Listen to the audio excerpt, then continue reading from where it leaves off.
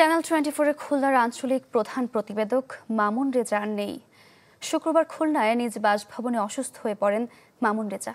এ সময় দ্রুত হাসপাতালে নেওয়া হয় তাকে। পরে কর্তব্যরত চিকিৎসক মৃত ঘোষণা করেন। রাতে তার বাসভবন সংলগ্ন আল হিরা জামে মসজিদে হয় নামাজে জানাজা। এরপর মরদেহ নেওয়া হয় খুলনা প্রেস ক্লাবে। চ্যানেল 24-এর পাশাপাশি দৈনিক সমকালেরও খুলনার আঞ্চলিক প্রধান প্রতিবেদক হিসেবে কর্মরত ছিলেন তিনি।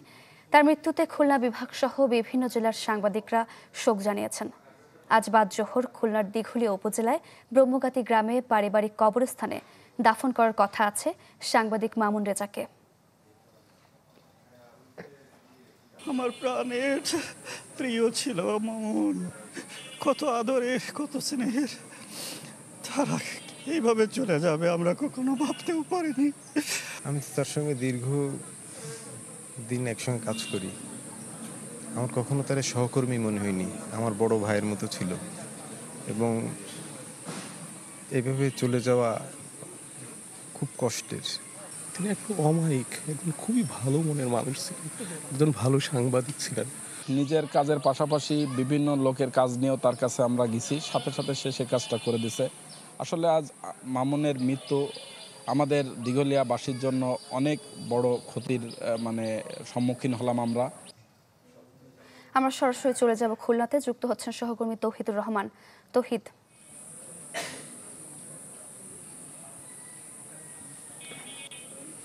সারিকায় যে আপনি দেখছেন যে পিছনে আমাদের সহকর্মী মামুন রেজা শুয়ে আছেন।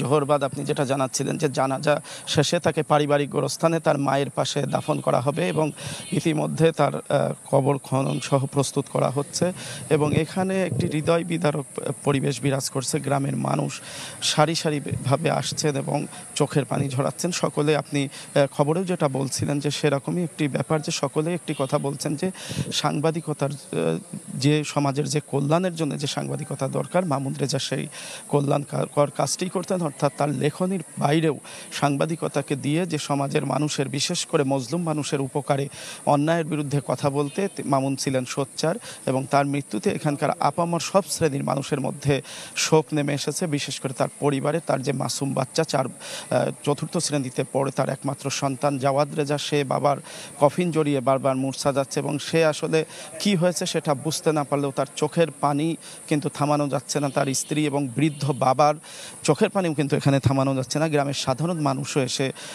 একইভাবে কাঁদছেন এবং মামুনের জন্য দোয়া করছেন। তারা সকলেই বলছেন যে এরকম মৃত্যুর জন্য তারা প্রস্তুত ছিলেন না। অর্থাৎ তিনি যে এতটাই ভেতরে ভেতরে অসুস্থ হয়ে পড়েছিলেন সেটা তিনি যেমন চিন্তা করেননি বা পরিবার স্বজন গ্রামবাসীও সেটা ভাবতে পারেননি। আপনি খবরে বলছিলেন যে মামুন রেজাকে কালকে গত রাতে তার খুলনা শহরের বাড়ি সংলগ্ন মসজিদ প্রাঙ্গণে জানাজা শেষের রাতেই তার গ্রামের বাড়ি দিঘলিয়ার ব্রহ্মগাতি গ্রামে নিয়ে আসা হয়েছে। তার বাড়ির উঠানে এখন তার মরদেহ রাখা রয়েছে।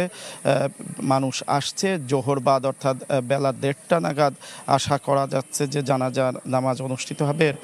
এরপর পারিবারিক গোরস্থানে তাকে দাফন করা হবে এবং তারপরে ধর্মীয় অন্যান্য আচার অনুষ্ঠান অনুষ্ঠিত হবে। তৌহিদ, ধন্যবাদ আপনাকে।